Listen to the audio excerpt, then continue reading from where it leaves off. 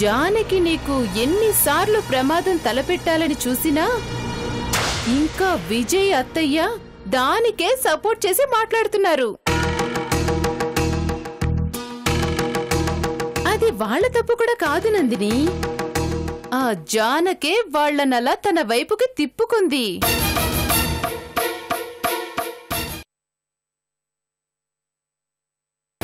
Sir, ఎప్పుడో నేను చేసిన తప్పుకి నాకిప్పుడు నా జీవితంలో 2 భార్యలున్నారు. వీళ్ళ మీద నాకు ఎలాంటి పగ లేదు. కానీ వీళ్ళు ఒకరి మీద ఒకరు పగతో నన్ను టార్చర్ చేస్తున్నారు అని కేసు పెడతాను.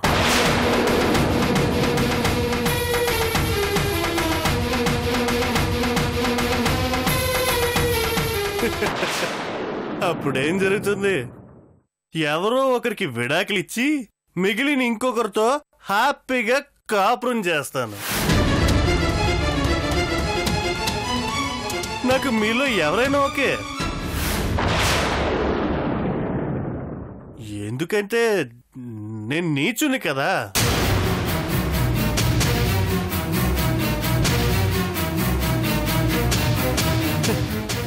అదే నీ ఫీలింగ్ కదా. కానీ అలా చేశానా? లేదే. ఎందుకంటే నేను నీచుని కాను.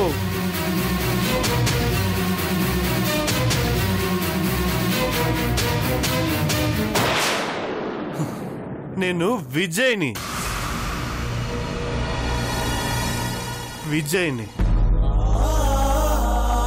నిజంగా నాకు జానకి కావాలనిపిస్తే తను తీసుకొని ఇంటికి తిరిగి వచ్చేవాడిని కాను.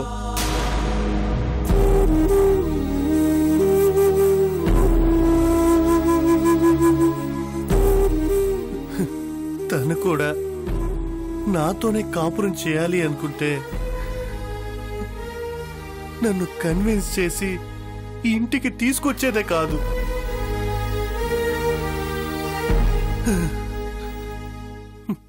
ఇది నీకు అర్థం కాదు.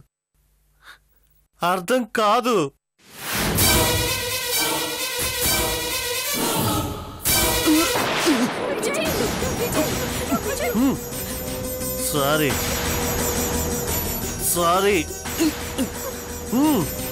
బ్యాలెన్స్ తప్పిందంతే. అయినా నా లైఫే బ్యాలెన్స్డ్గా లేదు. ఇక నా బాడీలో బ్యాలెన్స్ తప్పడం లెక్క. ఏంటి విజయ్ ఇది? నువ్వు ముందు పద లోపలికి. వద్దు జానకి, నువ్వు నాకు హెల్ప్ చేస్తే దానికి కూడా దాని హెల్పే తీసుకున్నావు. నా హెల్ప్ తీసుకోలేదు అని నందిని ఇంకో కంప్లైంట్ చేస్తుంది కదా. ఏంటి తాగొచ్చి కామెడీ చేస్తున్నాడు అనుకుంటున్నారా? ఈ నవ్వంతా నా మొహంలో మాత్రమే.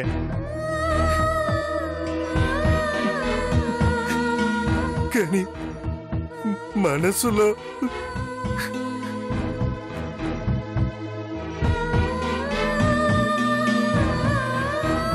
కన్నీళ్ళు కట్టలు తెంచుకొని వస్తున్నాయి. అయినా ఆపుకుంటున్నాను.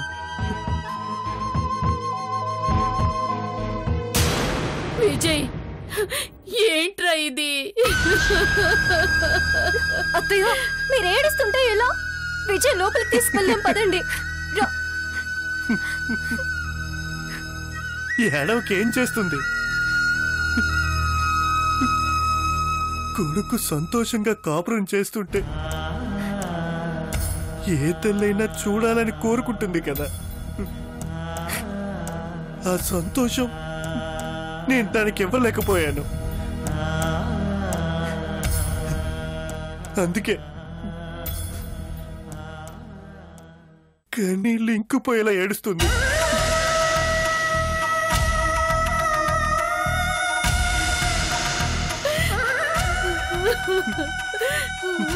అమ్మా, నన్నెందుకు కన్నావమ్మా?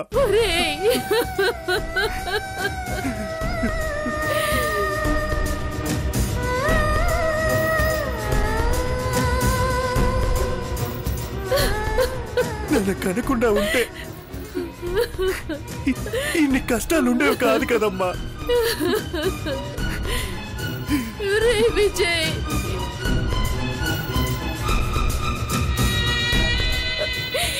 నీ వల్ల నాకు కష్టం లేదురా.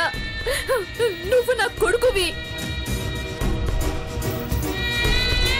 ఇదిగో ఈ నందిని వల్లేరా నీకు కష్టం. ఇప్పుడు నీకు తృప్తిగా ఉందా నందిని? ఏమమ్మా మల్లీశ్వరి, నీ కళ్ళు చల్లబడ్డాయా?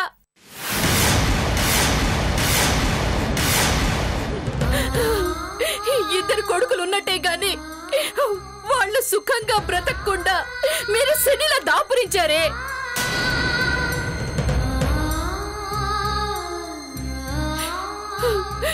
ఒకడు భార్యని తట్టుకోలేక పారిపోయాడు,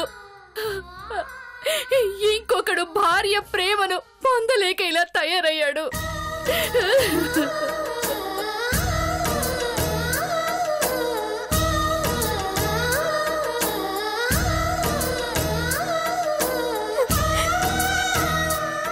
ఏంటి నందిని ఇదంతా? ఎందుకు నువ్వు మమ్మల్ని అర్థం చేసుకోవడం లేదు? వదిలే జానకి. ఎవరో చెప్తే గాని పుట్టే ప్రేమ నాకొద్దు. తనంతట తనే నన్ను ప్రేమగా పిలిచేంత వరకు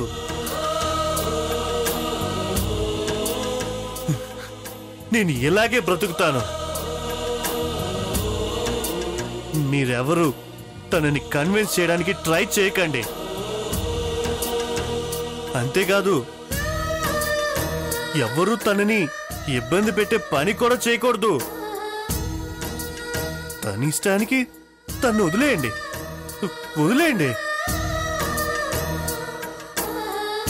సారీ మేడం,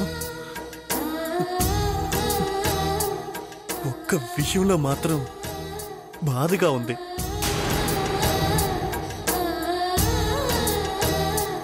ఎంత కాదనుకున్నా నేను నీ మొగుణ్ణి. కానీ ఎవడో ఒకడొచ్చి నన్ను చేతకాన్ని వాణ్ణి చేసి మాట్లాడి వెళ్తుంటే నువ్వు ఒక్క మాట కూడా మాట్లాడలేదు. పైగా వాడన్నదే నిజమన్నట్టు మాట్లాడావు. ఆ క్షణమే నీ భర్తగా నేను చచ్చిపోయాను.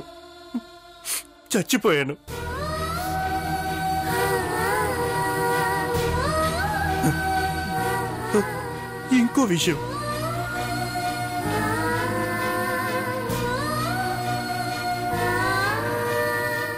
ఏ భర్తకైనా తన భార్య గర్భంతో ఉంది అంటే ఆప్యాయంగా కౌగిలించుకొని ప్రేమగా కడుపులో ఉన్న బిడ్డ గురించి మాట్లాడాలని ఉంటుంది.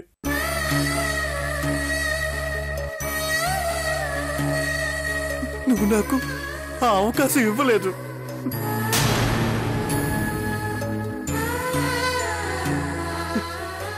ఒక్కసారి నా బిడ్డ కడుపులో ఎలా కదులుతున్నాడో అని నీ కడుపు మీద చెవి పెట్టి వినాలనుంది నందిని.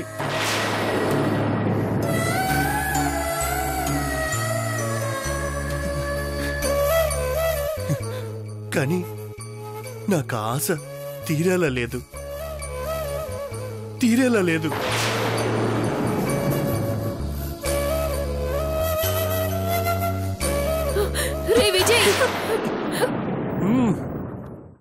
పర్వాలేదమ్మా, నేను వెళ్ళగలను.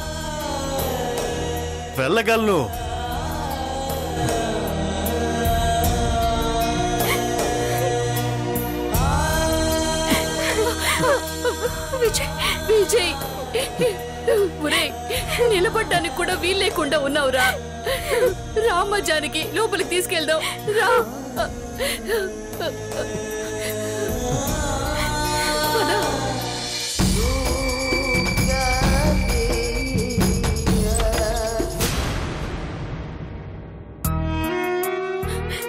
జాగ్రత్త.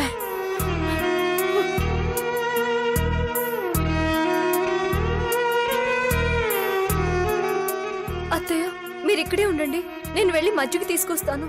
సరేమ్మా.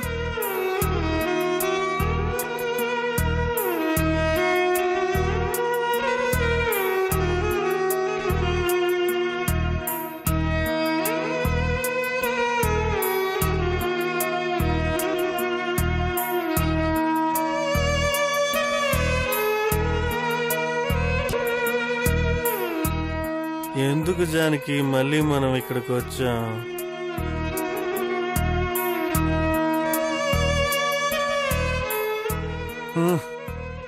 నందిని ఎందుకు నన్ను అర్థం చేసుకోవడం లేదు?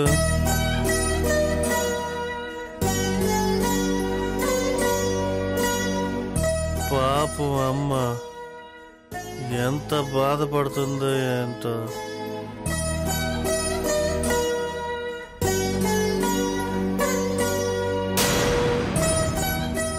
సారీ అమ్మా, సారీ. నేను హ్యాపీగా ఉంచలేకపోతున్నాను.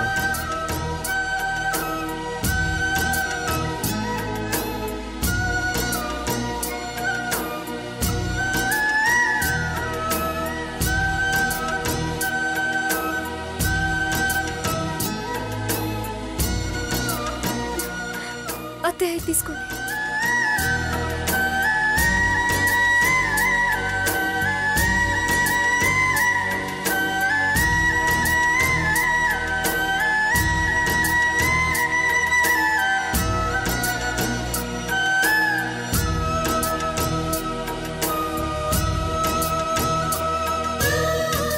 అమ్మా ఇది పట్టించు.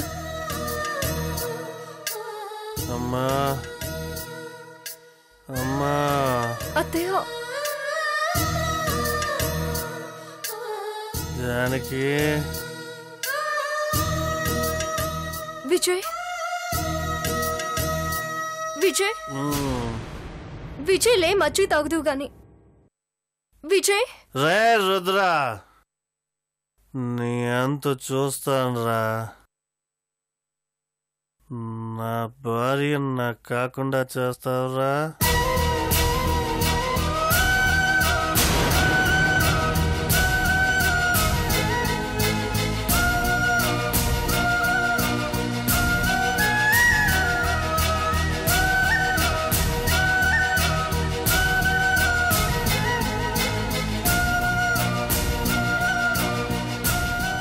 రే రుద్రా, విజయ్. నీ అంత చూస్తాను రా.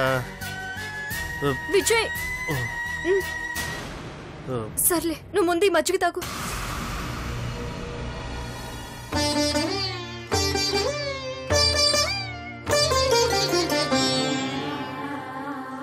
కార్యేషు దాసీ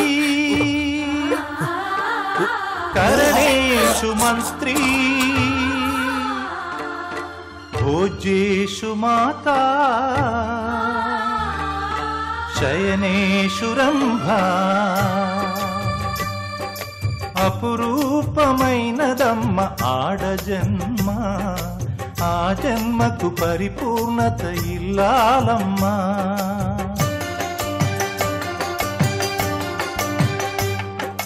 మగవాని బ్రతుకులో సగపాలు తనదిగా జీవితం అంకితం చేయగా అపురూపమైనదమ్మ ఆడజన్మ ఆ జన్మకు పరిపూర్ణత ఇల్లాలమ్మా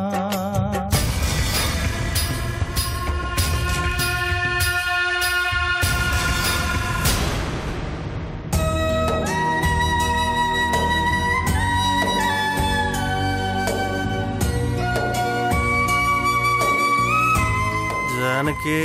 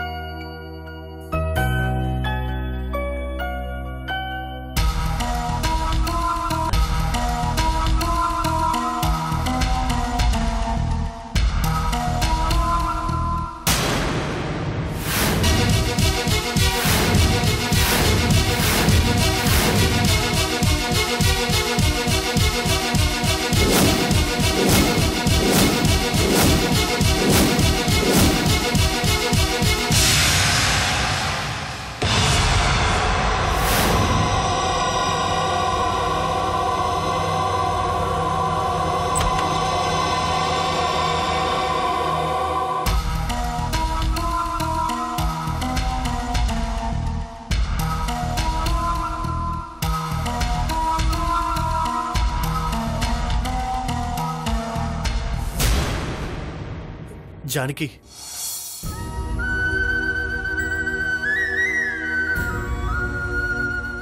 సారీ జానకి. జానకి, జానకి, జానకి, జానకి,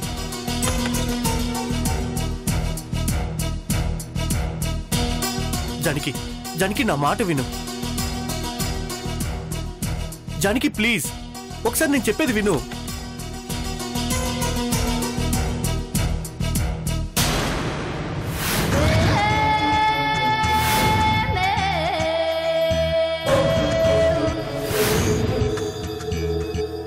నందిని, నందిని, చూసావా?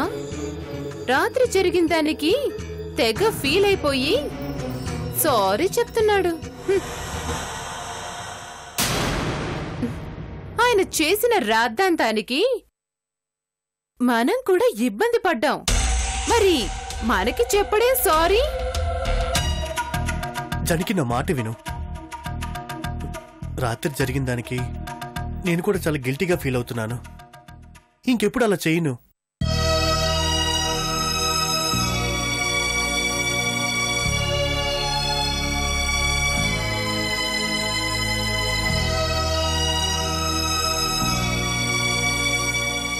సారీ జానకి.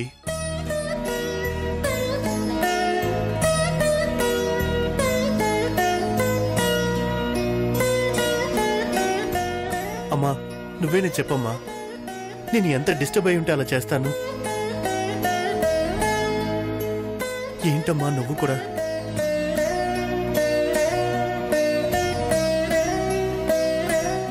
ప్లీజ్ జానకి, నాతో మాట్లాడు. ఇలా మౌనంగా ఉండి నన్ను చిత్రవద చేయకు.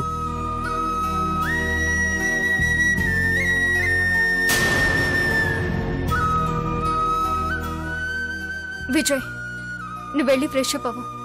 టిఫిన్ రెడీ చేస్తున్నాను. మాట్లాడడం అంటే ఇలా మొక్కుబడిగా ఏదో మాట్లాడడం కాదు.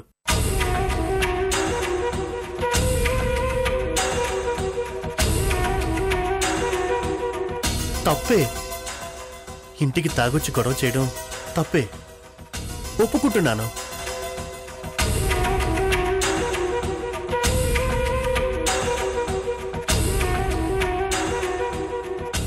కానీ నేను మిమ్మల్ని ఇబ్బంది పెట్టాలని అలా చేయలేదు. నాకు ఇబ్బంది కలిగింది కాబట్టి, అవమానం జరిగింది కాబట్టి తట్టుకోలేక దాన్ని మర్చిపోవాలని తాగాను.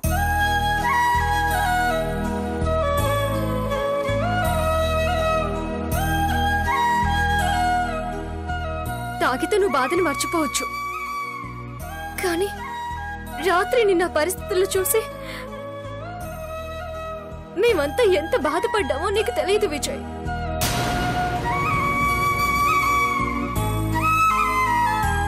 కుటుంబం అన్నాక మనస్పర్ధలు సహజం. వాటిని తొలగించే ప్రయత్నం చేయాలే గాని వాటిని పెంచేలా మన ప్రవర్తన ఉండకూడదు.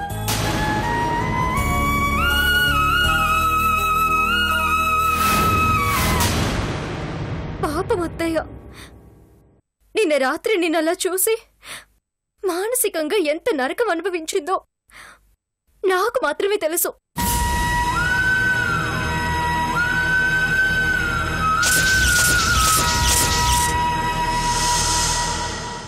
నువ్వు నందిని కలిసిమెలిసి సంతోషంగా ఉండాలన్నదే మా ఆశ విజయ్. నువ్వు ఇలాంటి పనులు చేస్తే తను నీకింకా దూరం అయ్యే అవకాశం ఉంది. చూసావా నందిని ఎంత ఓవర్ యాక్ట్ చేస్తుందో? వద్దు విజయ్, నువ్వు చిన్న చిన్న విషయాలకి మనసు పాడు చేసుకొని నందినికి దూరం అవ్వద్దు ప్లీజ్. చిన్న విషయమా? కట్టుకున్న మొగుణ్ణి ఎవడో అనామకుడు ముందు కించపరిచి మాట్లాడడం నీకు చిన్న విషయమా?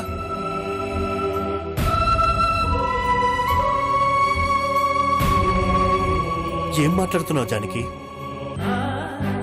నాకు మనస్సాక్షి ఉంది, నాకు మనసుంది.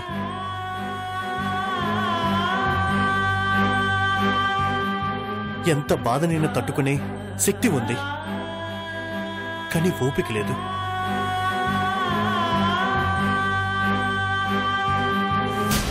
ఎప్పుడైతే పరాయి మగాడి ముందు నన్ను చేతకానివాణ్ణి చేసి మాట్లాడిందో అప్పుడే ఈ విజయ్ మానసికంగా చచ్చిపోయాడు.